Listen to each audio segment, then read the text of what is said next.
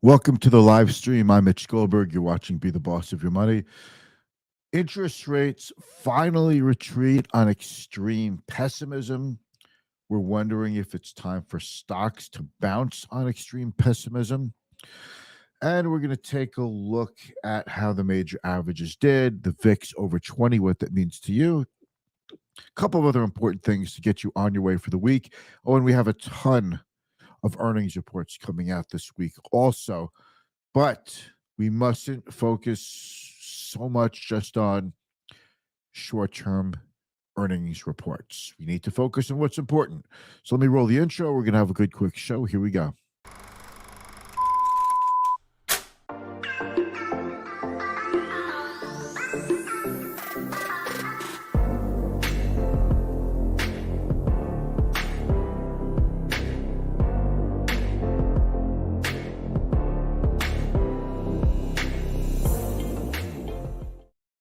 All right, welcome back to the show. Thanks so much for joining me.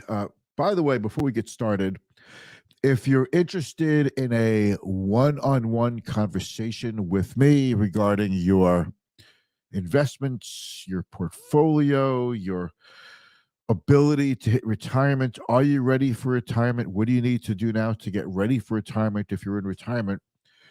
What moves do you need to make with your portfolio, with your investments? What's your next move? And are there hidden gems that you haven't discovered yet, things you could do now, such as Roth conversions, for example? Are you thinking about claiming Social Security a little earlier than you expected? These are all the things that you talk to me about as a longtime experienced financial advisor. So check out clientfirststrategy.com or call me 631-920-6622. And I want to jump into the show. What happened today is that for the second time in a week, the yield, the interest rate on the 10-year Treasury bond touched 5%. It happened last week, overnight trading. It happened early this morning. And by the time the news came out that the 10-year Treasury hit 5%, this magical number, by the time you got to work this morning, interest rates are already below 5%. In fact, interest rates actually went down quite a bit for one single day. Yields went down, bond prices went up, and all of a sudden, bonds caught a bid. And it's starting to sound like investors are getting a little maybe too pessimistic. There's two things at play with interest rates. Number one is the massive supply. Number one is the massive supply of bonds being issued by the Treasury Department to help finance the U.S. budget deficit. We finance the U.S. budget deficit by issuing more Treasury bonds. So more supply could mean lower prices. That's what we generally accept, right? That's economics 101. But on the other hand, if you believe the economy is slowing down, and if you believe inflation is coming down and should stay down, certainly off its peak, then you would be of the mindset that bond prices are pretty good, meaning yields, interest rates are pretty attractive, and I should get some while the getting's good.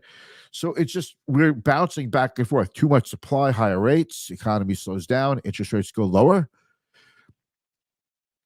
And it looks like we could be stuck in a range of possibilities, a range of interest rates, maybe from the low fives to the high fours. We didn't get to establish a range yet. I'm just speculating that we could be in a range because investors just can't make up their minds. We don't have enough information yet. And we keep getting information that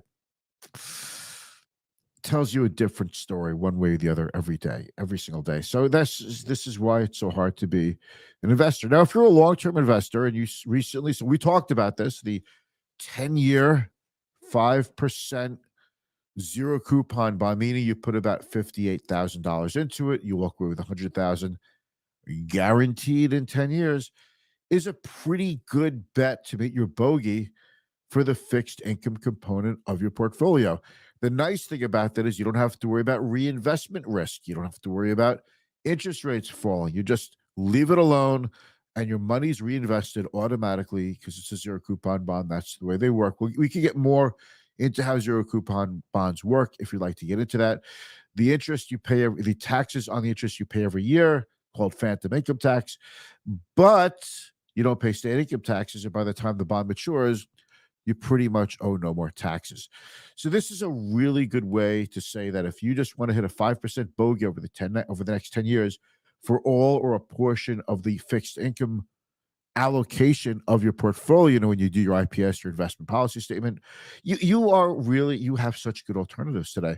And then you're going to ask, people always ask, and it's a fair question, why would I put 10-year money earning 5% when I could get 1-year money earning a little over 5%? I don't have to tie it up for 10 years.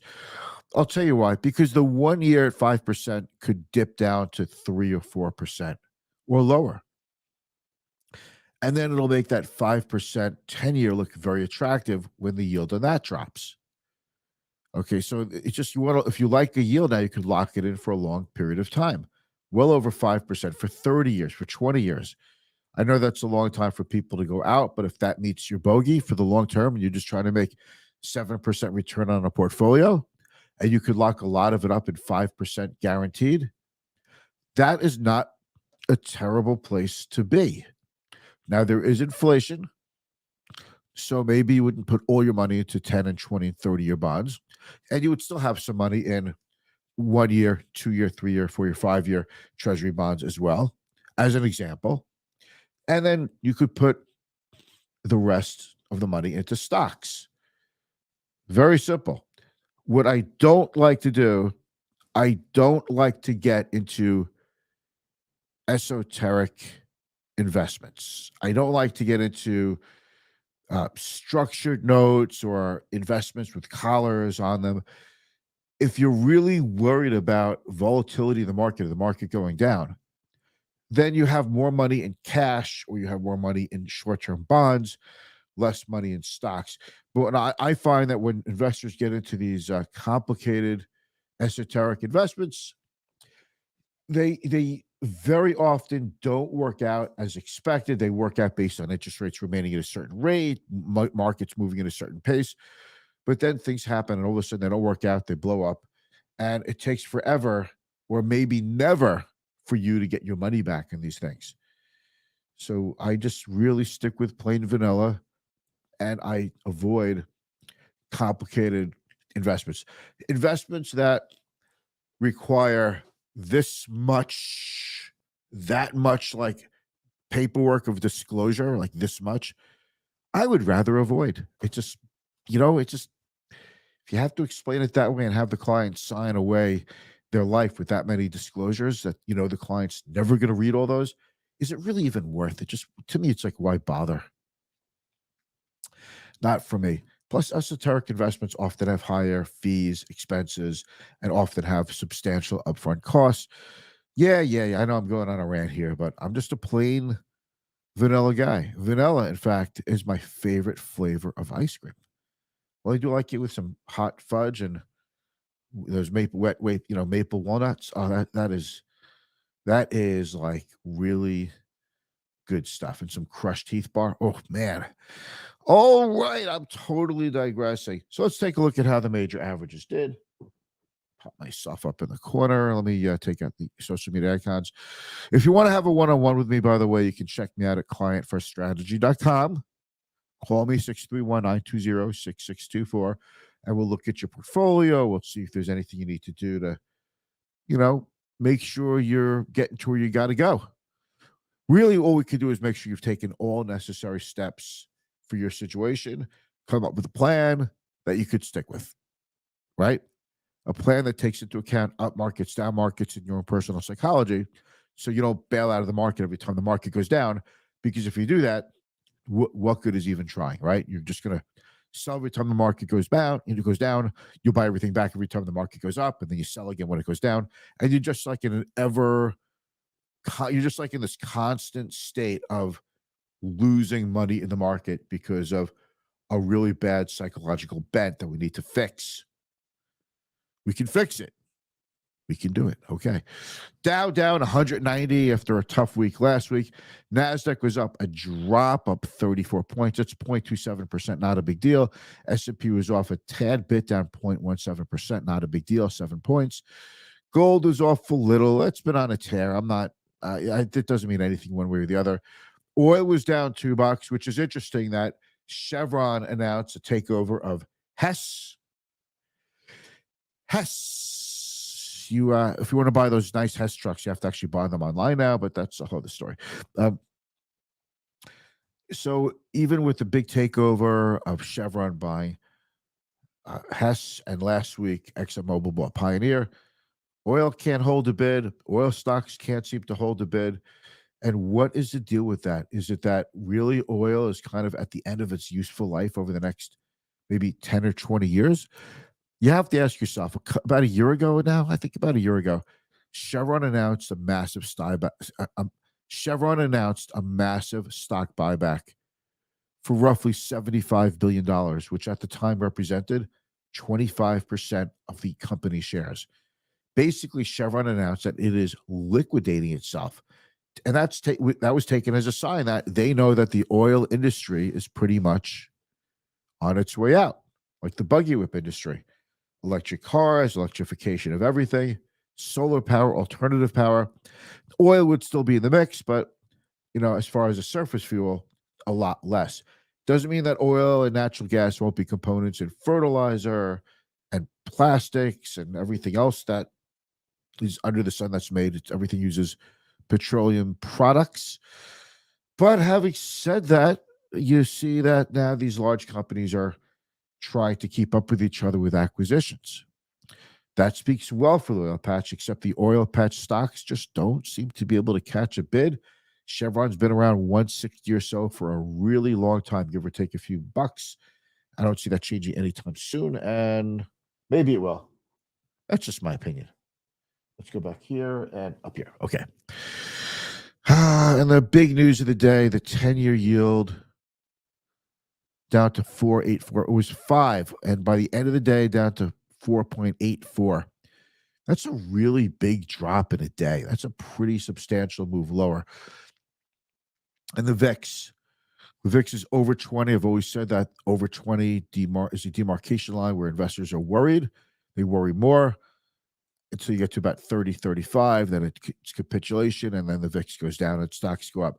It's tough to say. It looks like stocks in many, many cases have sold off a lot already, but the VIX has been pretty low for a long time. We'll see if it can hold 20, and that's that. Let's take a look at the bond market today. The yields, a lot of red. Yeah, I know the 6-month and the 1-year went up a little bit in yield, but everything else was down a bit. The 20-year and the 10 and the 30-year still above 5, but now we've got the 10-year at 4.84%, lower than the 2-year.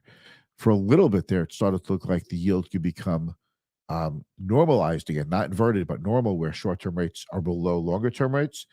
Didn't quite happen yet, but we could be getting there.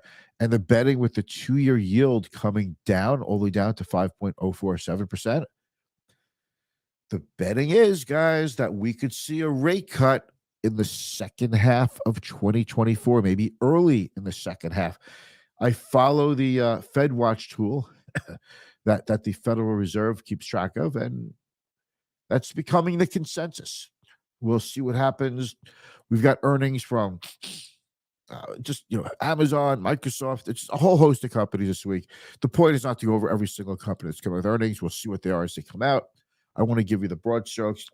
This article hit the airwaves today. Wall Street hikes forecast for anti-obesity drug sales to $100 billion and beyond. We've been talking about this for months. Last week, I put this out. This is just a snippet. Let's see if you could hear this. Hear that?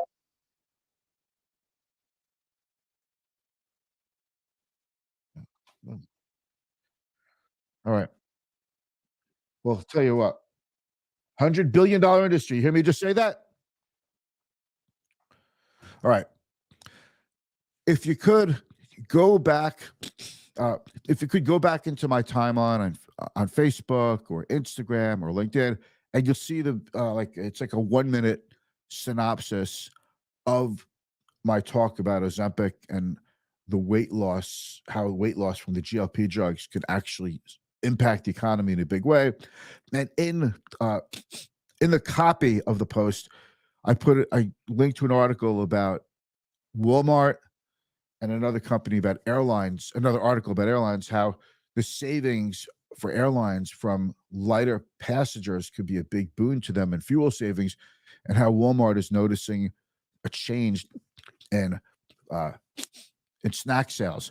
And one thing about these drugs is they reduce the need for the hunger, the temptation for a sweet tooth as well. A lot of benefits here. We've been talking about that, and I think that could be a pretty big impact on the economy, especially as a public health concern. So that's about it. We're just going to see what the earnings are going to look like this week. It's going to be a super busy week. I will be out Thursday and Friday. I'll be in Dallas at a nice conference. I'm really looking forward to it. But I'll be keeping you posted, all right? So have a good day, everybody. Thanks for watching. Peace out. See you tomorrow.